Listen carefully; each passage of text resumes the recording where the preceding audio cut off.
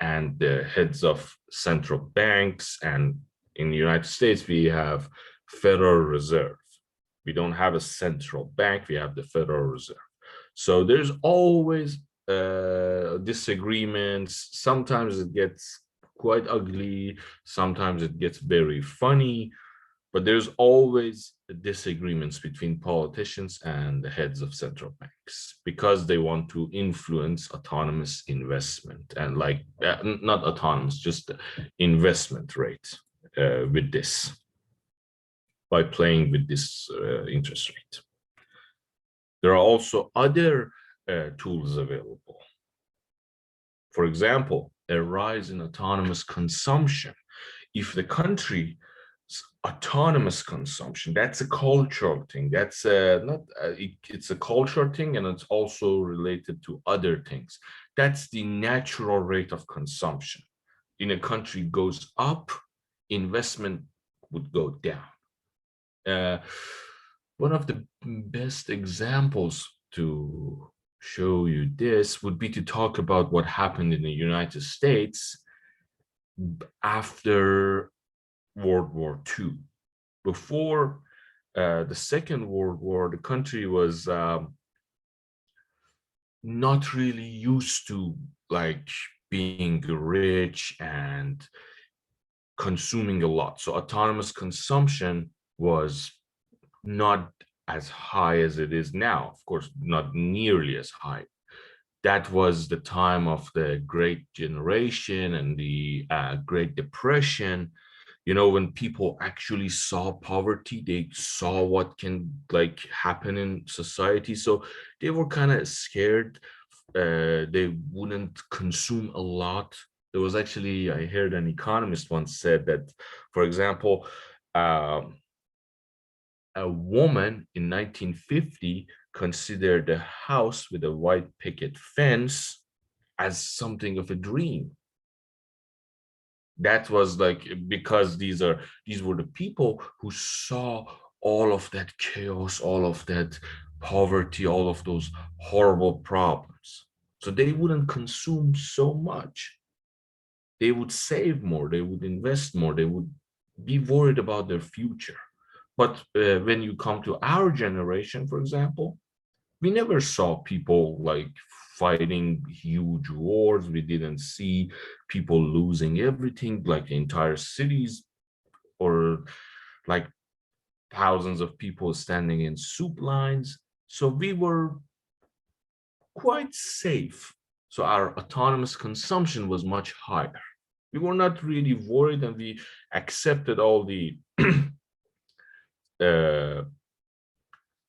gifts that were given to us as something natural.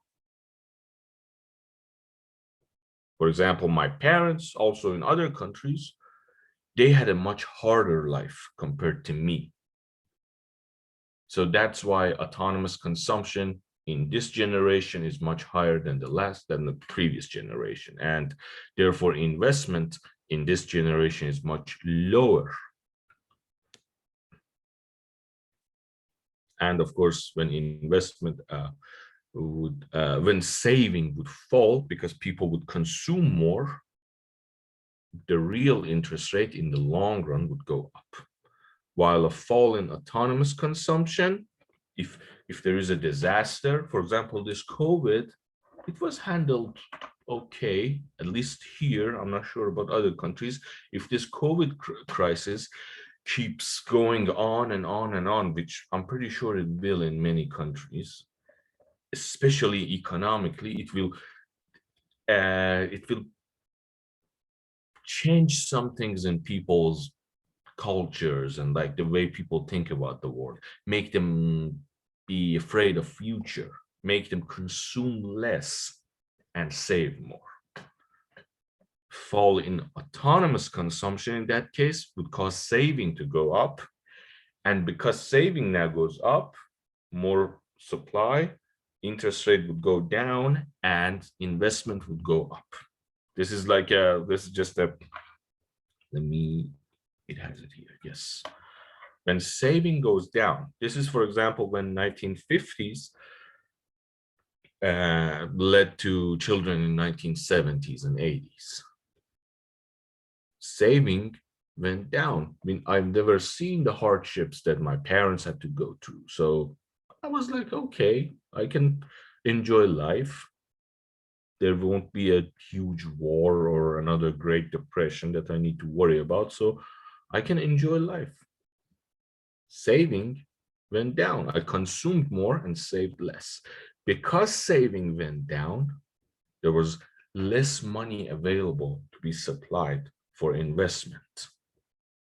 Shift to the left, the supply curve shifts to the left, back from EC2 202. When supply curves shift to the left, what happens is that, first of all, equilibrium price would go up and equilibrium demand would go down. Less money would be purchased for investment or rented for investment at least. Supply curve shift to the left. Therefore, less money is available, but those folks who were already in the market, they need investment. So then now they have to negotiate over less supply. That means a higher price. A higher price means many folks who are here, their willingness to pay is lower than the equilibrium price. So these folks who are on investment demand curve between 0.1 and 0.2, their willingness to pay is now lower than the price. So they leave the market. They would say, no, I can't. I don't need that. I don't need this money this much. So I won't be paying. I'm leaving the market. This would be a new equilibrium, which has a higher interest rate, lower supply, and lower demand. This is also what causes this is also what makes government budget deficit decreasing investment. What happens with government's budget deficit when there is a huge budget deficit? The government basically has priority over the funds market. So because the government is, I always like to use this joke, the government has an army and you don't have an army. Who gets to buy funds first? The one with the army. So because the government has an army, the government takes all the funds it needs first from the saving market. And the rest of us will have to negotiate over whatever is left. So the same thing happens when there is a huge government budget deficit. The government would take all the savings that it needs to cover its deficit, which is going up and up and up. And because the government has an army and we don't have an army, the government has priority. So we have to first wait until government is finished with the saving market. After the government has taken all its needs and it's gone, then we will enter. Then the investment side would enter. And whatever is left, we negotiate and we arrive at a higher interest rate and a lower supply of funds. So this also exists when there is a huge government deficit. Now, on the other hand, if something happens that makes people to save more, for example, this COVID crisis, if it goes on and on and on until we would have like a concept which is called, oh, it's not a nice name, it's called a lost generation. This is what happened after World War I. These folks were traumatized with the Great War. Then they came home and then they saw the crash of Wall Street and they were like, oh my God, will you ever leave us alone? They were hurt real bad. That was the lost generation. Whenever there is something like that, multiple problems and crises upon each other, the people would be scared. Okay, this is the good old days are gone. Now we have this horrible situation. I can't afford to go on that vacation anymore. I have to save money. I have to be careful. Otherwise, I'm going to end up like my cousin. I'm going to end up homeless or something horrible. So I would not consume that much. I would save more. In that case, when saving goes up, a lot more money available for those who want to invest, they would purchase and purchase and purchase funds, loans, and this would also make interest rate go down. But the beauty of this is that if you think about the long term, after this happens, always after a lost generation, this would happen. And then this increase in investment would again cause more jobs to be created. People would go back to work. More and more things would be built. More and more people will be having income, disposable income. Then when they have more money, they have more demand for goods and services, then they will pay businesses more, profits would go up, all the good things will arrive. And eventually, because of all the good things will be built again and problem will be solved. And this would again go back to the equilibrium. So after a lost generation, there will always be a great generation. And after a great generation, if you don't keep it up, if you don't run it okay, if you cause trouble and if like countries leaders make mistakes and become incompetent or complacent, it could be another lost generation. So this is what we call a stable equilibrium. It's a concept that exists in engineering, physics, and also in economics. Let's say this point 1 is the stable equilibrium. When the economy, this point 2 is the stable equilibrium. When the economy receives a shock, goes from point 2 to point 1. Eventually, it will go back to point 2 where it began. That would be a stable equilibrium. Now, what's the stable equilibrium? It just, there is a book called Guns, Germs, and Steel. It's actually like I'm doing a research on that, like in this topic right now. The stable situation of a people, of a nation, always go back to their biome, to their environment. If the country is built on a richer, better land, it will, in the long term, be better than a country that is built on a poorer, less affluent, less resourceful land. For example, a country that is built on, like Norway, for example, it has water, it has good land, and it also has lots of oil,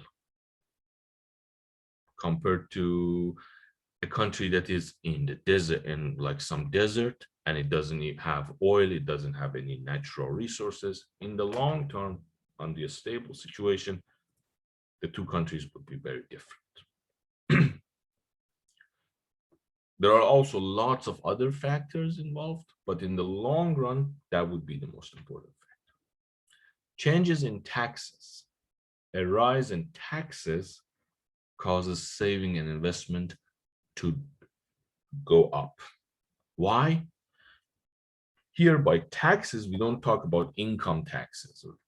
We talk about consumption taxes. For example, I want to buy myself a new t-shirt. I want to buy myself a new t-shirt. I'll go to the retail store where I buy all my clothes. And I see now I have to pay more money for this t-shirt. My tax rate went up. So now suddenly buying a t-shirt is less attractive to me.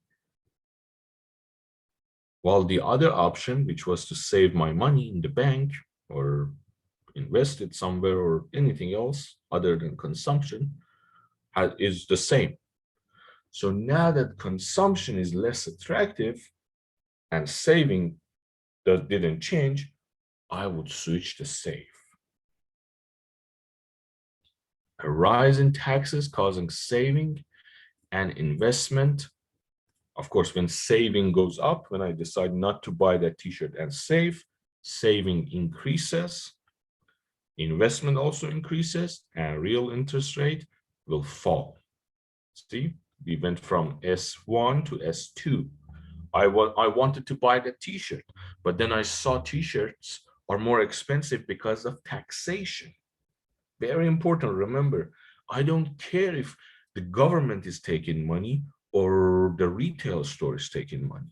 All I care about is the final price that I have to pay after tax. The money that leaves my pocket is all I care about. I don't care who gets it. The government gets it or some corporation gets it. Nothing changes. As long as the money is leaving my pocket, I don't like it. So when more money is leaving my pocket in exchange for the same t-shirt, suddenly the t-shirt option is far less attractive, while saving my money remained the same. So I would switch to saving. Therefore, my saving would go up, investment would go up, because now it will be cheaper. Supply goes up. A rise in taxes, we talked about this. While a fall in taxes, of course, would encourage me to consume more and would do the opposite. Changes in government purchases. A rise in government purchase spending causes saving and investment to fall. And I have a question. but go ahead. On the previous slide, you're talking about taxes. Like, what's your opinion on like in like European countries, like their tax rates are a lot higher, but they have like a lot more government services versus like The United here. States. Yeah. Do you If you think that's a better remember, method? it depends on the culture. Let me show you this. Where is this slide that I wanted to show you? When we talked about taxes, we didn't like the taxes we talk about is net taxes. Where is it? Yes, net taxes. Taxes minus government transfers and interest payment. So a European country gets a lot of your money, but then gives you lots of it back. You see, this taxes is net taxes. Money is leaving my pocket, but then I have some of that money back because the government believes that I have to share people's income. These are very different cultures, different societies when we talk about United States and Europe. Completely different like worlds. These countries, these European countries, they have seen what happens when inequality goes up. They have seen like Marxism and fascism and all those devastating events of the 20th century and Second World War. So they're kind of like, they would be like more worried about not having another Hitler or another Stalin. Therefore, they have this equality drive, the welfare state. They would take a lot of your money, and if you're rich, that money is gone. But if you're poor, they would give you a lot of that money back just to keep you satisfied. Of course, I'm trying to make it very simple. The real, like the whole situation, you could spend an entire career just to study that. But here we talk about net taxes. So at the end of the day, the only thing that matters is that how much money I have in my pocket. If I am bartender in a European country, my salary is very low, my taxes, it's quite high, but then I receive a lot of benefits. I receive a lot of free stuff like healthcare, like everything that would help me consume more and be equal to a bartender in the United States. Your income quite low, your tax rates quite low, but your healthcare very boring. Like even like in Iran, uh, most Iranian students here, they just go back home just to get us like go to the dentist and go to the hospital. I make this joke that when I go back home at the airport, I just tell the taxi driver just directly take me to the hospital, take me to the operation room. The only way, the only situation I would go back is that when I'm like very ill, because of that very good health care. On the other hand, the quality of life, this the life standard of someone in here, even like a graduate student here, is almost the same as a middle class family in Europe. So quality of life here for a middle class family in the United States, very high compared to even Europe. So it's a trade-off. What matters? Net taxes. How much money is leaving your pockets and how much the government is paying you back. Did that answer your question? Mm-hmm. Awesome, thank you. So yeah, response to change in saving, and we talked about taxes. So taxes, remember, this is consumption taxes. When it comes to like income taxes, when it comes to corporate taxes, completely different stories. Like a corporate tax could cause corporations to completely change this behavior because if corporate tax goes up, for example, the corporation would have less fund available, lower profits. This would discourage them from investment. The I curve would shift. I would give you a very interesting question about different types of taxes on your midterm exam. So careful about that. Always think who is going to be affected. This is a common sense question. This is one of the why economics is very beautiful, because it's common sense. Ask yourself, who's affected here? I'm like, for example, giving you a tax break. Who is affected? Who is winning here? Who has less money? Who has more money? In this market, which curve is affected? To what direction? Is it a good effect or a bad effect? Does it shift right or does it shift left? Then analyze the market. It's on EC2 202, I talked about this shifters of supply and demand in more detail, and it's available on that YouTube channel. I think it's chapter 4 or chapter 3, I'm not sure. Changes in government purchases, a rise in. I got one more question. Go ahead. Back to the tax thing. Yeah. I'm just like curious about this. I remember like they were talking about like a wealth tax. What's your opinion on that? Again, that depends on how are you going to spend that money. If I'm going to tax corporations, how am I going to tax corporation? Am I going to tax those huge multinational corporations? Or am I going to tax these local companies, the moms and pops shops? Very different. And then what am I going to do with that money? Am I going to just waste it on some other like useless government program, or I'm actually going to do something with lots of returns?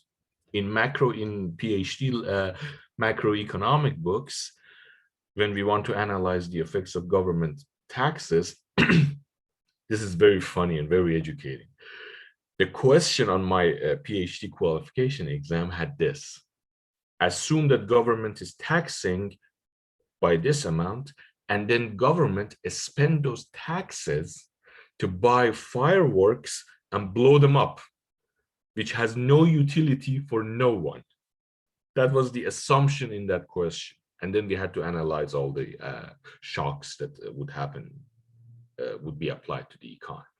So many times governments take money from those who really need that money for good, for investment, for creating jobs, and then they just buy firecrackers, fireworks, and blow them up.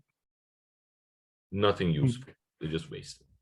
But other times, sometimes governments actually tax those corporations that are spending billions and billions, just sending money all over the world, taxing them, and then they return the taxes back to people who would actually need that. For example, by investing in education.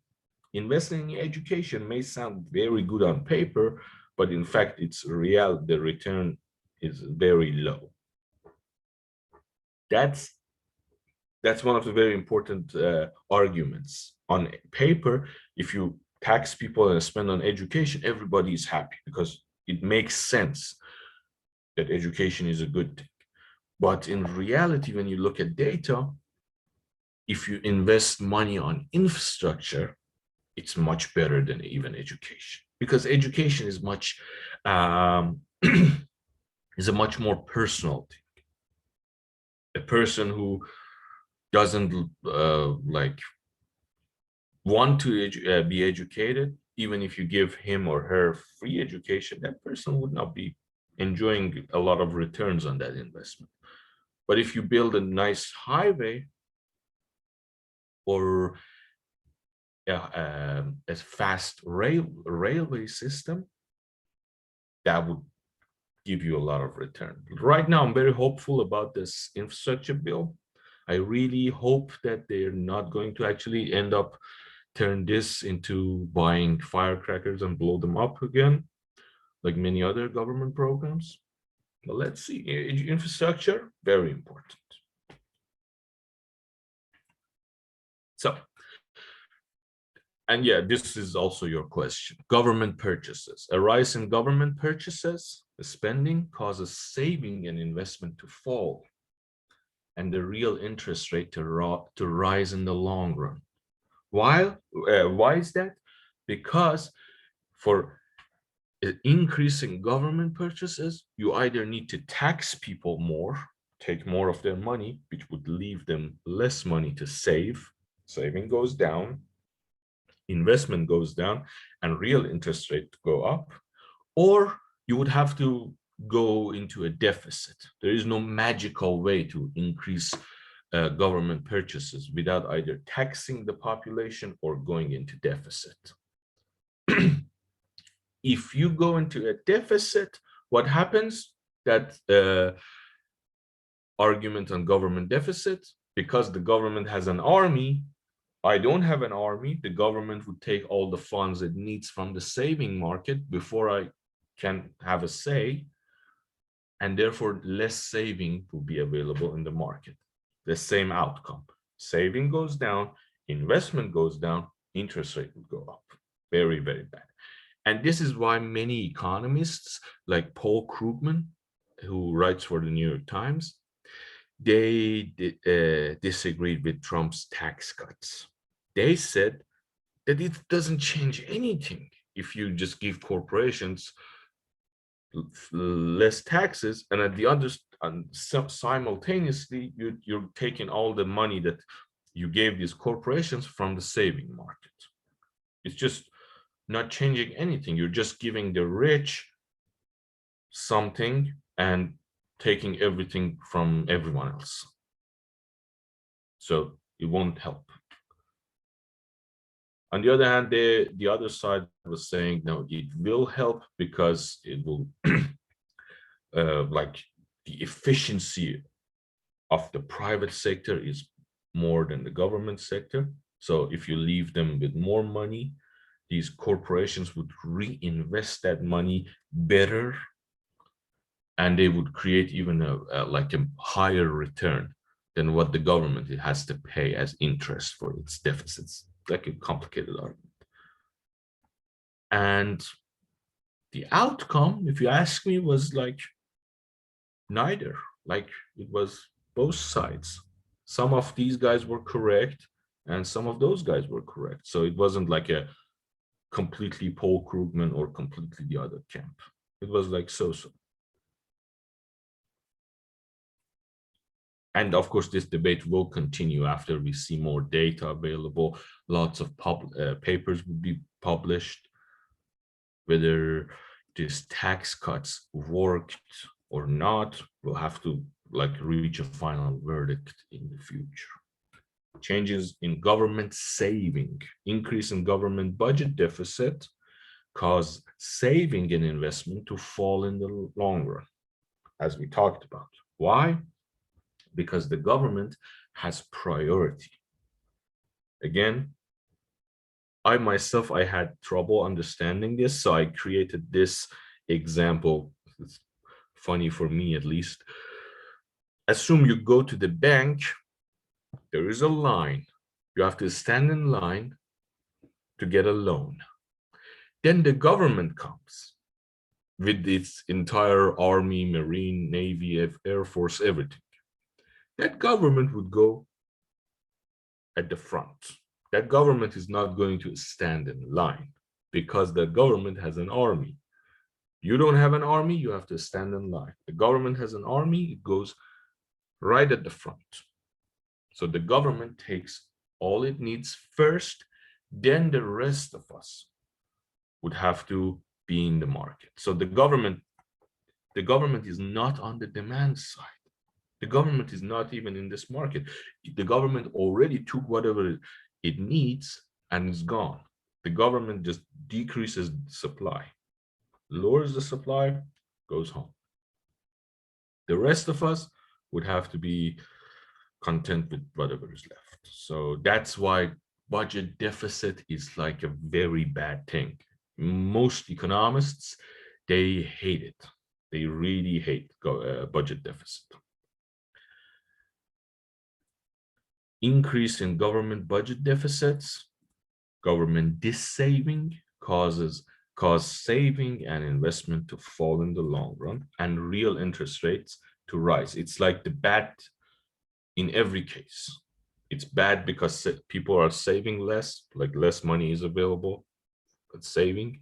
It's bad because companies are now investing less, and it's bad because costs of investment is going up because interest rate goes up. So bad, bad, bad.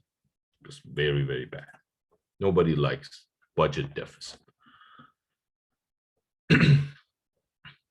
Of course, there are some really strange things I've heard in the past couple of months from some economists. Like that was like very frightening. The one thing that I watched was very frightening. One economist was saying that it doesn't matter because money doesn't really exist. Money doesn't matter. The government can just print money. That was like that person was like very political and like, and I was like, yeah, that's a good idea. If you just print money, the government's deficit would disappear. Why nobody thought about that? Oh, yeah, wait, somebody thought about that. In Germany, how did it work out? Not right, not good. So that was very scary. I really hope that that side that believe in a miracle solution stop believing in a miracle, because miracles don't happen in economics. They happen in chemistry and engineering, but not in economics. No miracle. In 2009, President Obama's administration, they proposed and Congress passed the 800 billion fiscal stimulus package to promote economic recovery from the recession that started in 2007.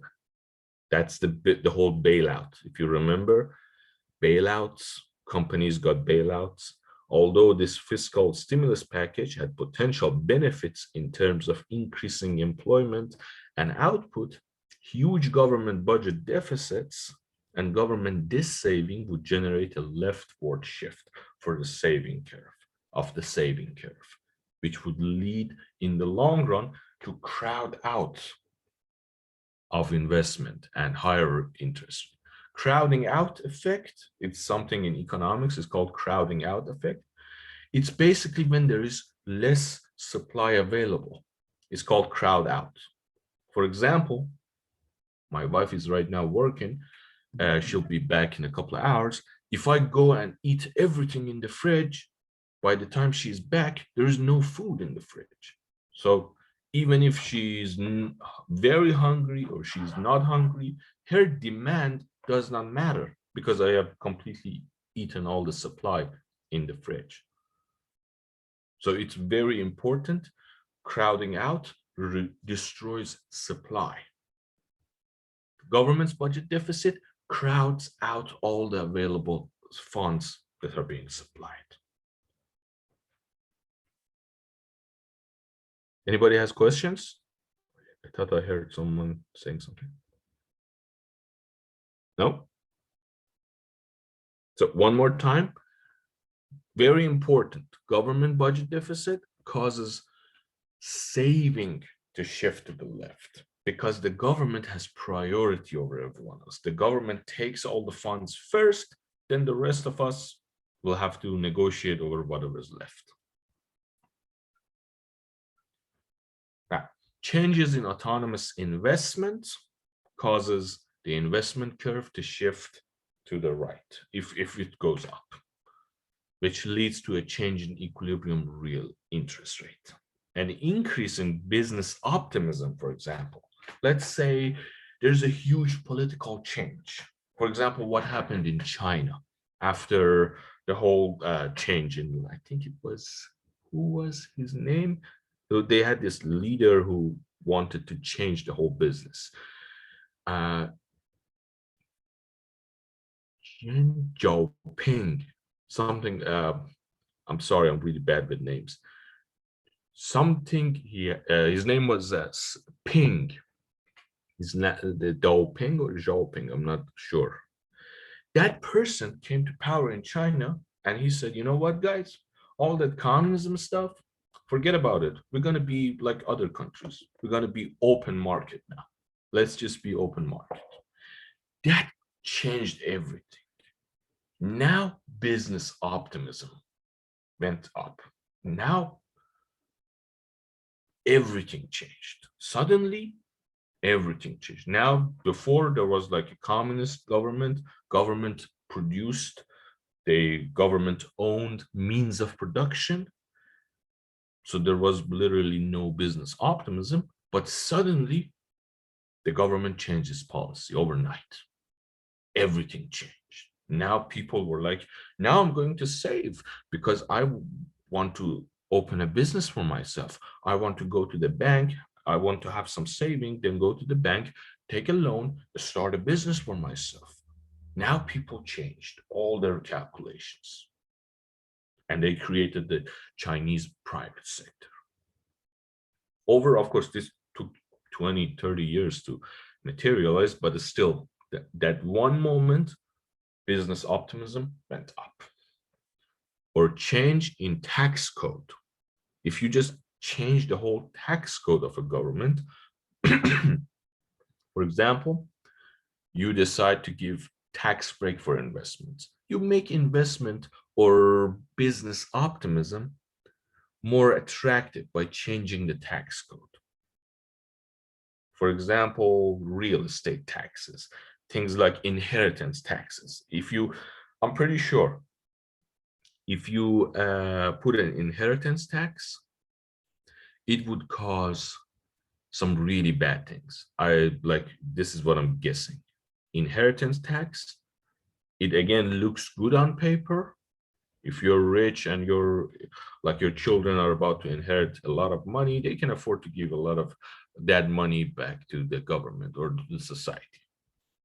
But in reality, whenever there is an inheritance tax, all your life, you know that whenever if you work and work and work and save so that your children can benefit from it later, you have also one child, which is the government. And nobody likes government as a child. So you're very pessimistic about saving and working hard and hard so that you can work a lot for that child that you didn't ask for, that government.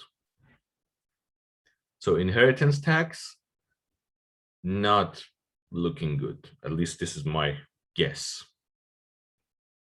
Because it would dissuade people from saving. Why should I work hard? Why should I work 16 hours a day for like 20 years to save? And then after I die, everything that I worked hard for, all that second shift that I worked for, is going to be taken by the government. When businesses become more pessimistic, or the government raises taxes on investment, lowering autonomous investment, the investment curve would shift to the left. People are dissuaded from investing. And so saving, investment, and the real interest rate would fall. If people are disincentivized from investing, they would just leave the demand side. People are like, what's the point? Why should I start this business? And like, starting a business is hard. It's a very hard thing to do. Running a business is difficult, but starting it, getting it started, is like 100 times more harder than running a business. Why should I go under all that trouble?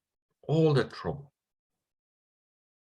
I actually used to work for someone who just started a business, and he was like a retired engineer who worked all his life for like 15 hours every day, 12 hours, at least 12 hours every day. Very hardworking person. I can never be like him. I try, but I can't. And when he was like 60 years old, he was still driving around, I would say, 100 miles a day, just from his workplace back home and to the bank and all these other things, just to get that business going. If that person doesn't receive enough guarantee that I'm going to reap the benefits, not only for myself, but also for my children and their children, I'm not going to actually enjoy what I'm doing, why would I do it? I would stay home, I would watch TV, I would enjoy myself, I would enjoy my life. Why bother? So if you make businesses pessimistic, or the government raises taxes on investment, it would lower autonomous investment. Many people would just say, you know what, it's not worth it, all that trouble, I'm just going to stay home. Why should I invest? The investment curve would then, the supply, the demand side would shift to the left. Less demand would be available. And in this case, even if you encourage saving, it wouldn't matter that much, because people just left the market. The demand side is even more important than the supply side. Here, you can see, if you encourage investment, if you create like a nice business environment, this was one of the selling points of the tax cuts. They said, the Trump side, they were saying that if we give corporations tax cuts, investment would go up. People would be incentivized to invest. And if you give people, middle class, everybody, tax cuts, just give tax cuts all over the place, what happens is that because companies would expect an increase in consumption, people will have more money, so they want to travel more, they want to buy a nice new car, they want to buy a PS5, all these nice new consumptions. What happens is that this would cause investment to shift to the right. This would cause saving to go up. This would cause interest rates to go up. Everything would, all the good things, of course, not the interest rate shouldn't be high, but saving would go up even. people would also save more. So everything for the economy would be better if we give people tax cuts. Of course, remember, tax cuts, they come at a cost, and that cost is budget deficit. So at the same time that you're raising supply, you're also, if I introduce on your exam, if I tell you about the tax cuts, which I may, remember, this would happen, but at the same time, supply will also go down because the government would take some money from the supply side to fund its rising deficit, and then you'll arrive at a new situation. So on your exam, be sure you can analyze this situation. Use your common sense. I don't want you to give me a 100% correct answer. I would want you to be able to analyze, to be able to think as an economist, to be able to understand who is winning here, who is losing here, and what's going to happen. All right, now open economy. An open economy is an economy that is trading with other economies. It's open to trade. It's exporting and importing, and its trade balance is not necessarily zero. It still can be zero. It's like you can have a country with perfect trade balance and open to trade if the country's exports are completely equal to the imports, but that's a very, very rare situation. So we say open to trade means trade balance, not zero. And this is when it gets interesting. Before, when we talked about trade, we were talking about goods and services. See, this is made in China. I bought this from China. This is Chinese exports to the United States. United States exports from China. This is consumption. I watch movies on this. I watch cat videos on this. I like this. I consume this tablet. Now we're talking about capital mobility. Now we're talking about the factory that built this, moving from United States to China, or from China to India, or from India to South Korea, all over the world. Capital mobility. This is a game changer. This changed everything. All our thoughts 30 years ago, 40 years ago, were like, okay, this is made in USA, this is made in Germany, this is made in Japan, this is made in Soviet Union, this is good, this is bad, all that. We talked about this. Now we're talking about the capital moving, factories moving around the world. With perfect capital mobility, the domestic interest rate must be the same as the world interest rate. How do we arrive here? Through years of improving multinational institutions, such as the World Trade Organization, or a process that we call globalization. How do we arrive at perfect capital mobility? Let me just show you quickly. Assume there are two countries in the world. Country A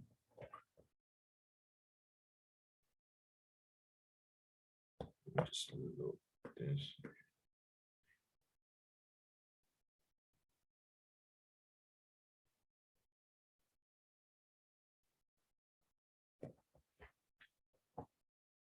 Trying to load my whiteboard.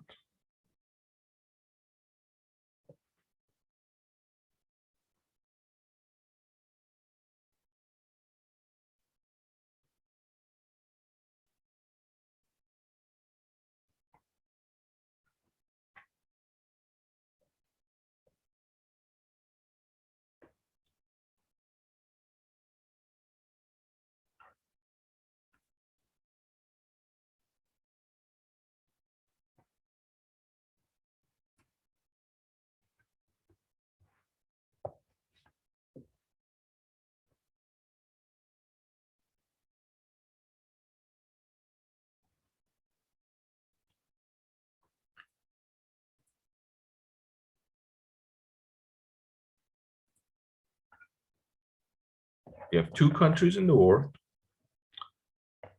This is country A.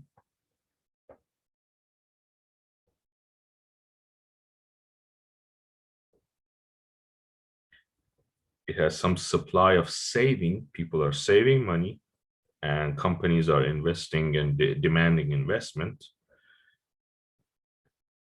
Now, and this is its interest rate.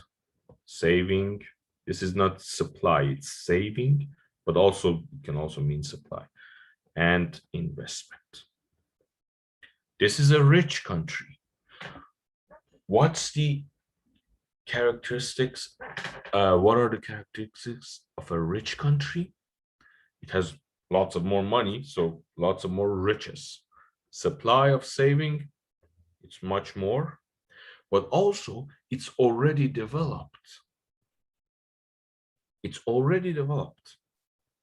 It has not really no need for investment anymore. For example, United States. The country is already developed, all the nice roads, all the airports, all the towns, all the factories, people are working, so it's developed. On the other hand, you have a poor country. A poor country in a back to the rich country. In a rich country, investment very low. Supply of saving very high. In a poor country, it's completely the opposite. People don't have enough money to save. Like if you're a poor person, you just eat everything you have just to survive, and you don't have much to save. On the other hand, you have a lot of young people, unemployed people. So investment sounds pretty nice. If I start a company, I can hire some very cheap workers and produce something and sell it and make a lot of money, make a lot of profits. So investment demand is very high, supply very low. What happens if investment is very low? Investment demand is very high, but supply is very low.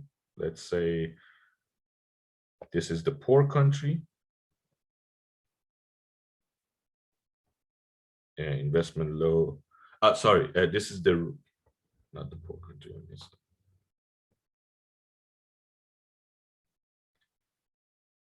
In a poor country, investment is high.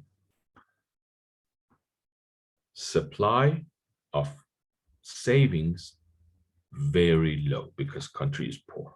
So this is the investment and this is the supply.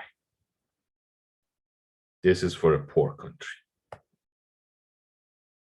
In a rich country, on the other hand, saving is very high, but investment is very low. This is the rich country. What happens when there is mobility of capital? Suddenly, all these curves will become the same.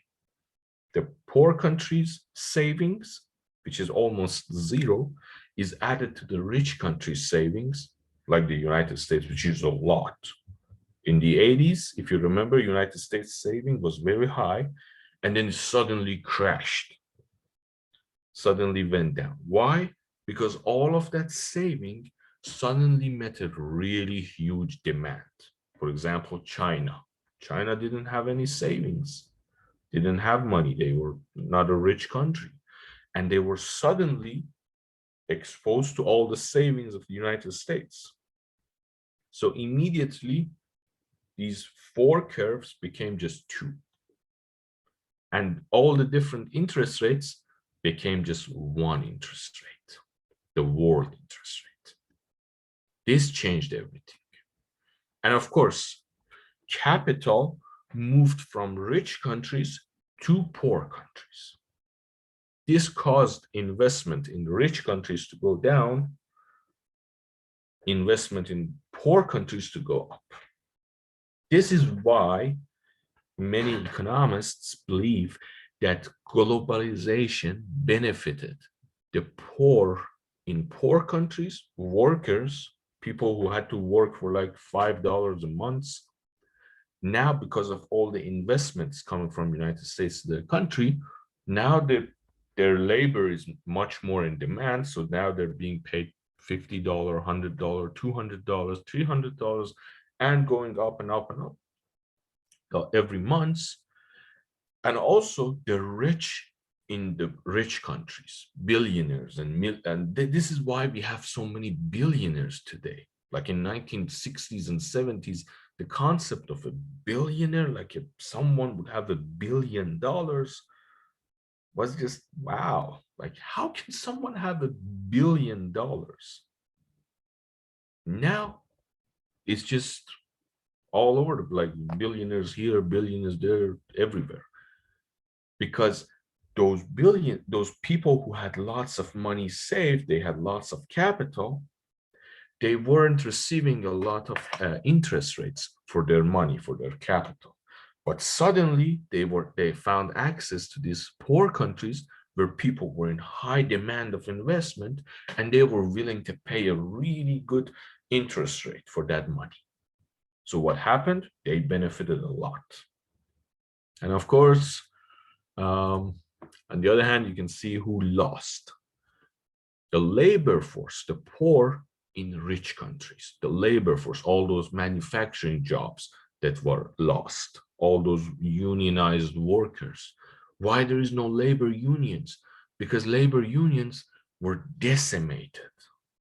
All those labor unions, for example, in the 1980s, you could just stand on a production line in the United States and just like hammer a nail or something, and you got like $50,000 every year because your job was a unionized job.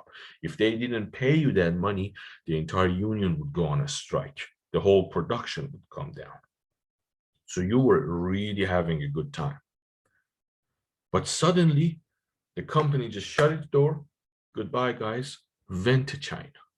And there was no one else left. So that devastated a lot of people. That like changed a lot of things. On the other hand, the rich in poor countries, they lost.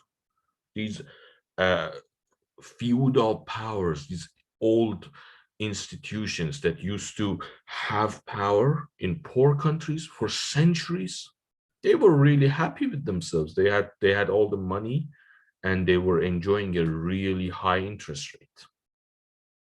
And suddenly, all these multinational corporations arrived. They started to hire people, so they had to pay their workers more, and they lost too. This is why in many poor countries, some started to say, oh, the Westerners are trying to hurt our culture and everything. It was like, is it about culture really? I'm not sure. You're worried about something else. I'm pretty sure you're worried about something else. Winners and losers. This what caused the whole situation to change. Capital mobility changed the game. No, go ahead. I was just gonna say, I think I was reading somewhere that they still practice. They don't use loans in. I mean, I'm sure they use loans in the Middle East, but I think I tried to use the profit sharing, I believe, where basically like instead of using loans because it conflicts with religious ideas. Yeah. There is something which is called Islamic finance. I don't know anything about that. Like in my country, banks, they just changed the name of interest rates. And like they were the same interest rate because it's called like it's religiously prohibited. I think it's called the Tawarruk. I think it's called the Tawarruk. Taruk? A Tawarruk. It's an Arabic word. Ah, yeah. I don't know. I don't know that Arabic word. I'm from Iran myself. So, like for example, when I was in this business job, we got the loan, but the loan interest rate was actually called the minimum share of profits. They just changed the name. Yeah. And there is a business explanation for this. You know what's the difference between sharing profits and an interest rate? No. An interest rate is an obligation. You just have to pay it. Profits, you also share the risks. When you share profits, if there is no profits, you get nothing. But when you when you have an interest rate, you are obligated to pay that by law. So basically, like stocks, right? Yeah, the stock. dividends and bonds. That's the basic difference between dividends and bonds. In my country, I know that in Saudi Arabia they have a different system. I don't know that system, but in my country, they just changed the name. So it's again interest rate, but on paper it's called profit sharing, and you are not obligated. You are obligated to pay them back, even if you lose. The government, the court will confiscate your assets and pay back your creditors. So it's the same thing as here, but they just changed the name so that they'll be happy. Yeah. Yeah. So yep, that's the main difference between interest rates and profits. A profit, I don't have to have profits.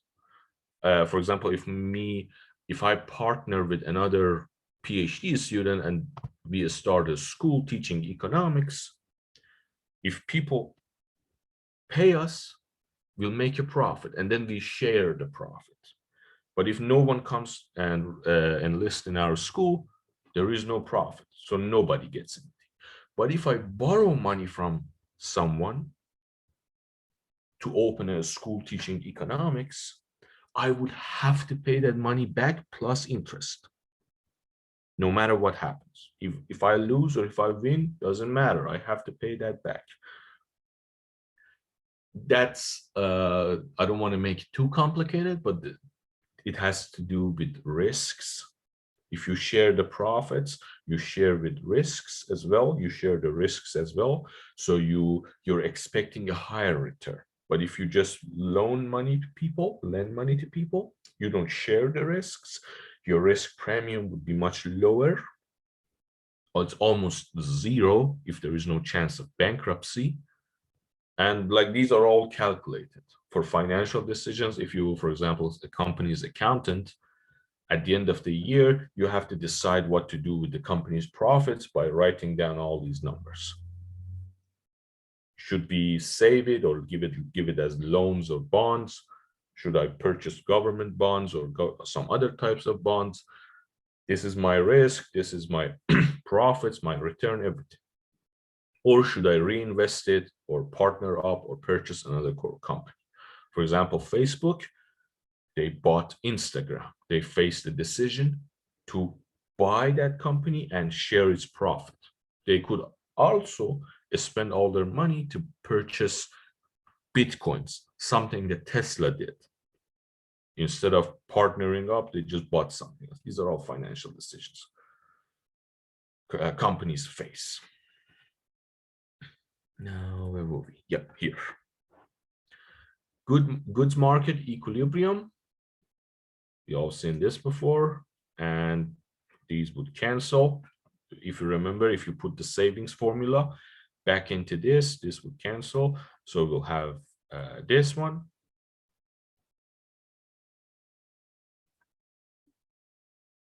We also showed you this formula. Now, two types of, remember I talked to you about poor countries and rich countries? We have two different types of economies. A small open economy and a large open economy. A small open economy is an economy that is not powerful enough to influence the market, doesn't have market power. Remember, perfect competition. Lots of buyers, lots of sellers. No one can influence the market. These are small countries like Luxembourg. Luxembourg is a very tiny country between Germany, France, and Belgium. Luxembourg, like the president of Luxembourg cannot give a speech and change something really in the world. It's a very tiny country. It's a rich advanced country, but very tiny. On the other hand, a large country, a large open economy is a country that can influence the world's market. Sufficiently large that saving and investment decision do influence the world real interest rate. The day tax cuts were passed in the United States, all the stock markets in Europe went up. And everyone in Europe was angry because of this. Why? Because all those people in Europe doing business, they saw United States giving tax cuts, they moved there. They were saying, okay, we're going there. Investment from abroad into the United States went up. This was another selling point for the tax cuts. They said, the Trump's camp, they said that if we give tax cuts, capital will come into our country. Nobody liked to talk about this because it's like a win-lose situation. So this wasn't talked about that much on the media. Other countries were really angry, like very, very angry because of this.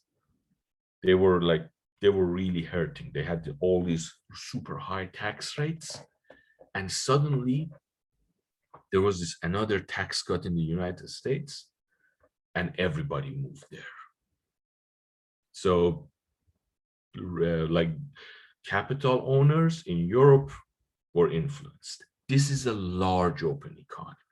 This is large enough that a decision in the United States can influence the world, saving and investment decisions.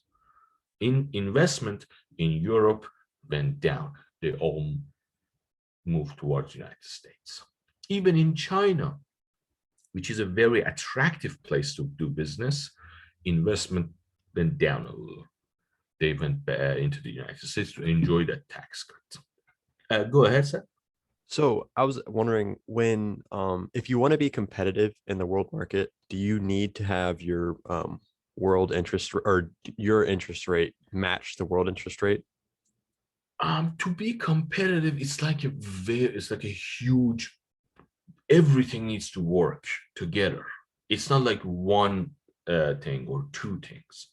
Interest rate is one of them. Yes, your interest rate should be lower.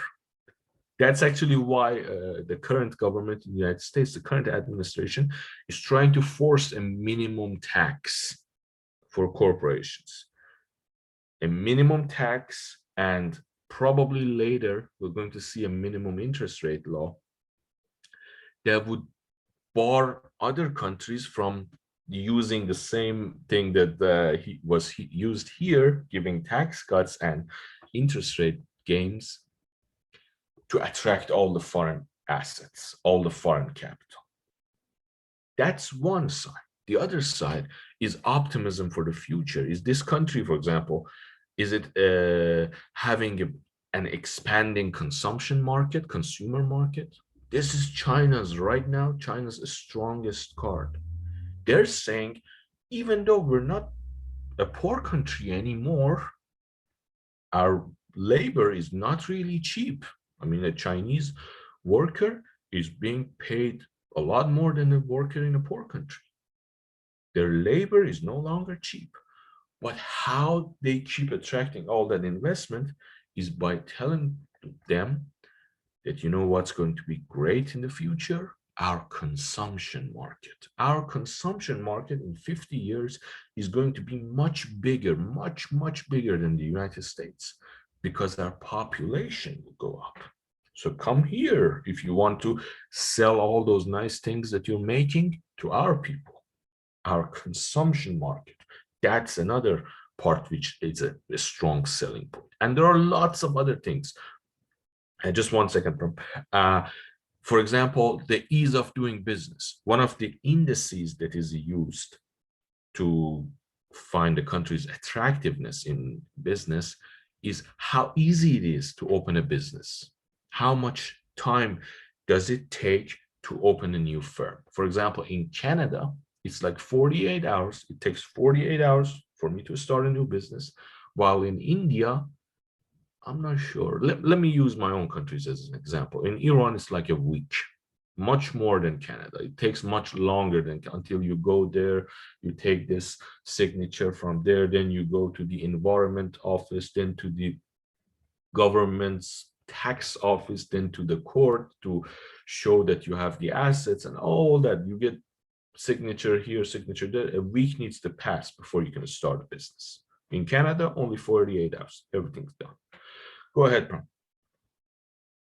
I was gonna ask, I believe that, I think China, you know, what they do is they basically kind of artificially lower the value of their currency, and I guess by that metric, maybe their interest rate. They basically try and keep their interest rates really low, and they almost subsidize it through either state sponsorship or something like that.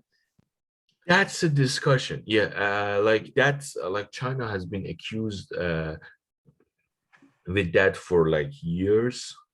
Mhm. And yeah, I haven't actually worked on that myself, but I read a paper. I wanted to go after something else, and I read a paper by a professor from the University of Tokyo, and he said that this policy doesn't work because there is another issue that goes on in China and no one really talks about, and is that Chinese are not holding all the profits inside their country. Yeah. In fact, Chinese are getting only like 25% of the profits of every good. For example, Yeah. this Apple phone, some Apple phone is considered as Chinese exports everywhere in the world. But in reality, only 20% of the value added Yeah, from because that phone. they build the phone, but it's designed in Yeah, California. exactly. It I goes get all over that. the world. Yeah, I mean, and the reason why I would say that they're subsidized is because they also force in rural China, they force the farmers to, at least I heard this, that they force farmers to basically buy government bonds and stuff, at least US government bonds. So they're kind of forcing public subsidization of either foreign kind of debt or something like. I guess my question was kind of in relation to if you have net export, how would that affect net export if you were to say like either deflate the value of your current, like either have lower your interest rate through public subsidization. Let's say, let's look at this formula. If you have net exports, your NX is greater than 0, right? Mhm. Therefore, your savings is greater than investment. What happens when savings bigger than investment? The market is not in equilibrium, right? Let's look at this here.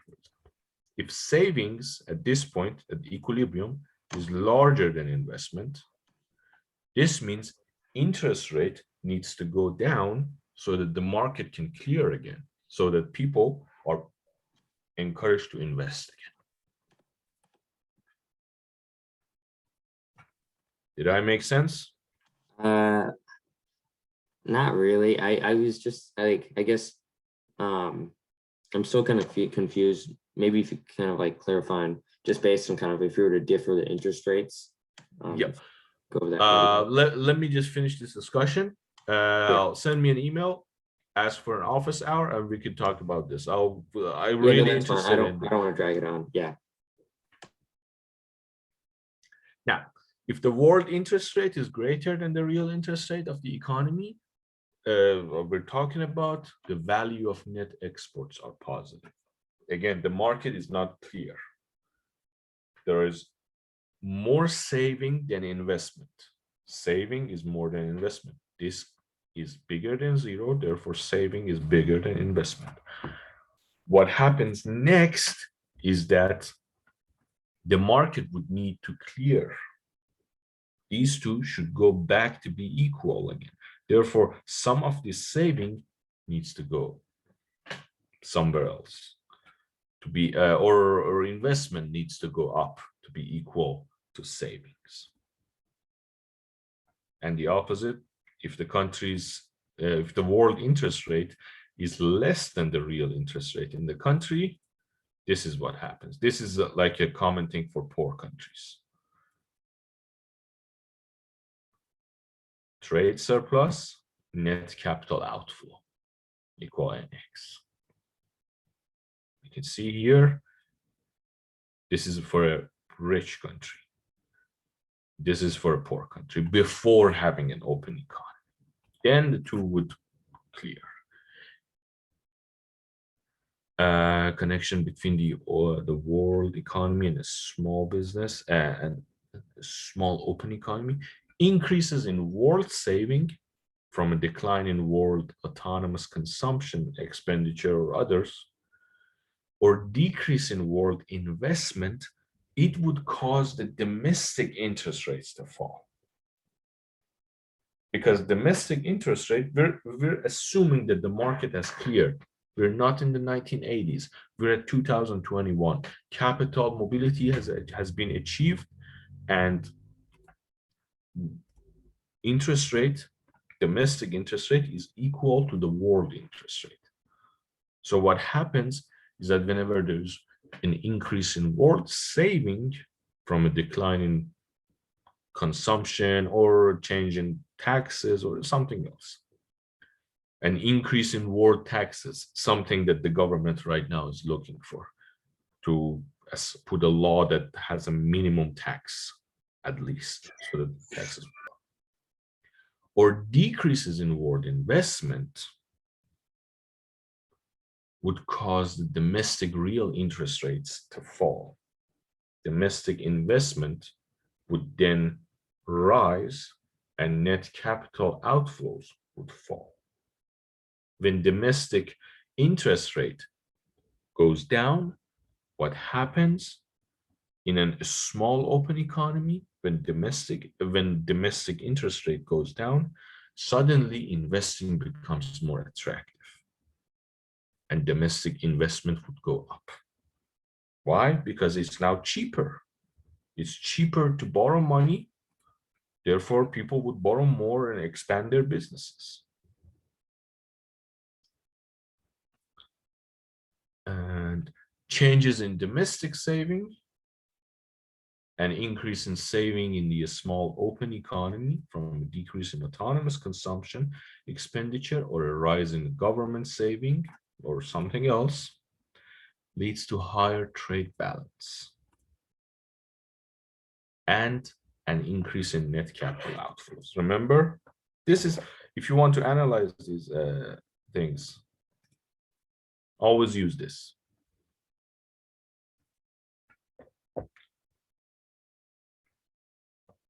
S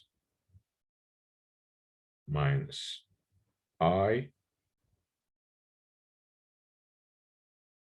equal NX.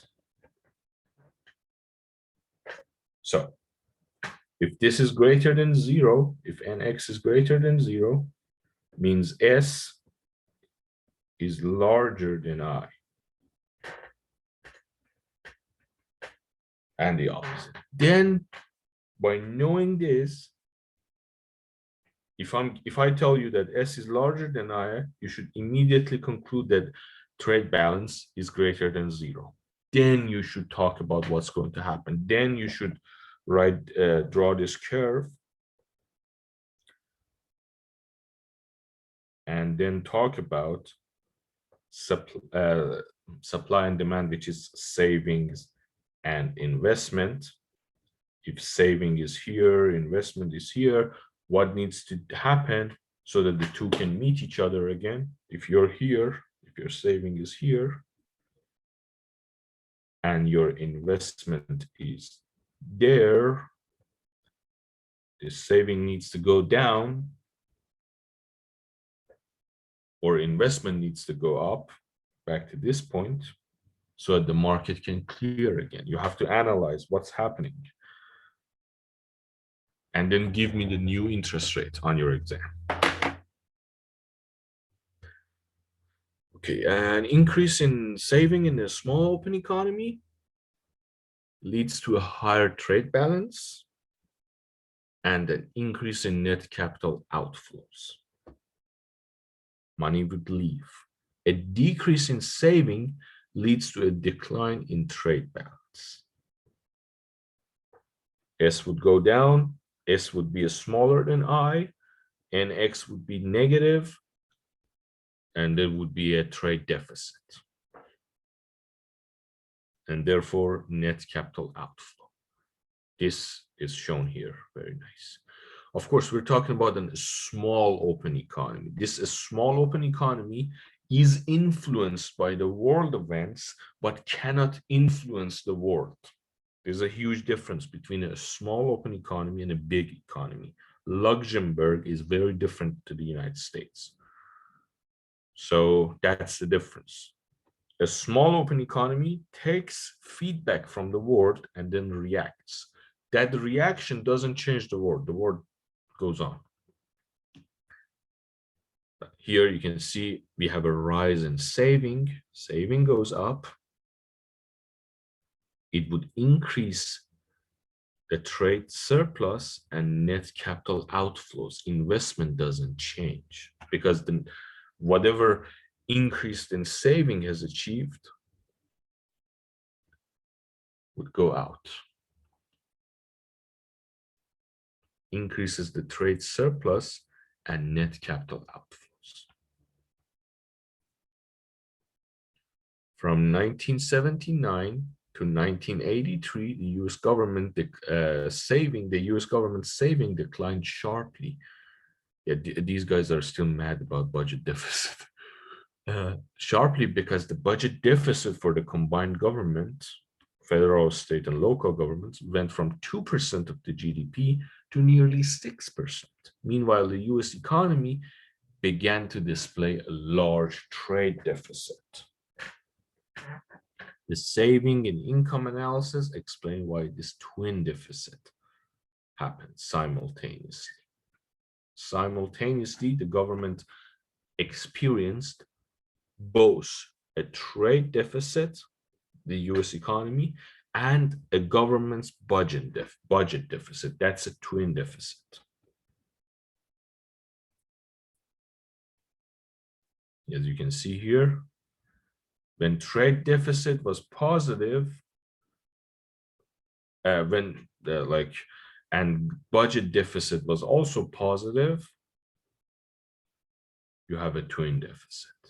This is deficit, so this positive is a bad thing. It means actually a negative. We're talking about deficits here. Trade deficit, it means the US economies imports more than it exports. Budget deficit, it means that the US governments, state, local, federal, they're spending more than they're making. When both of these are positive, we have a twin deficit.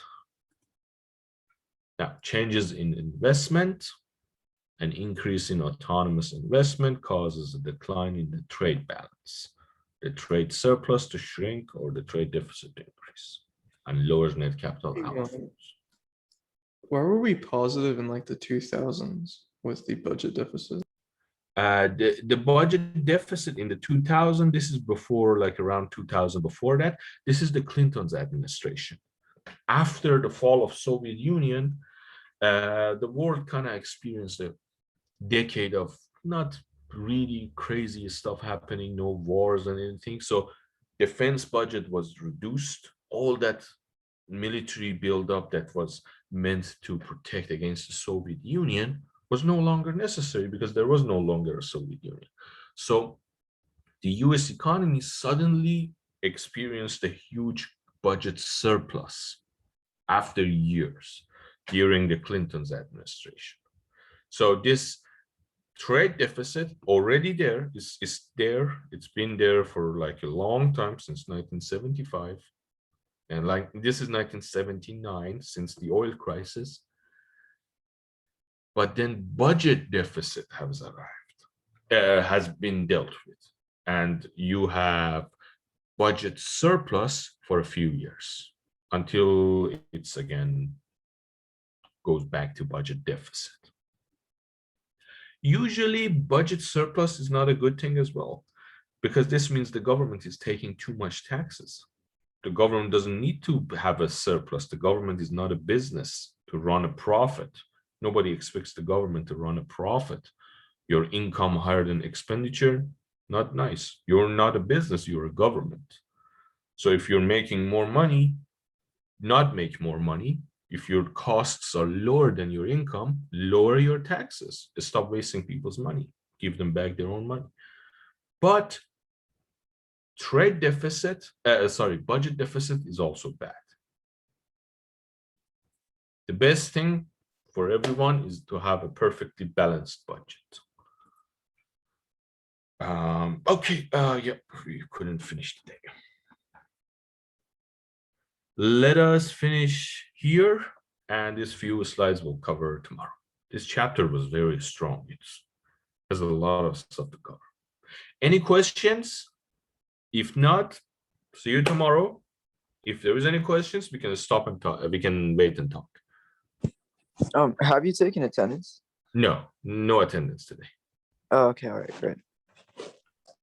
Thank you. Thank you.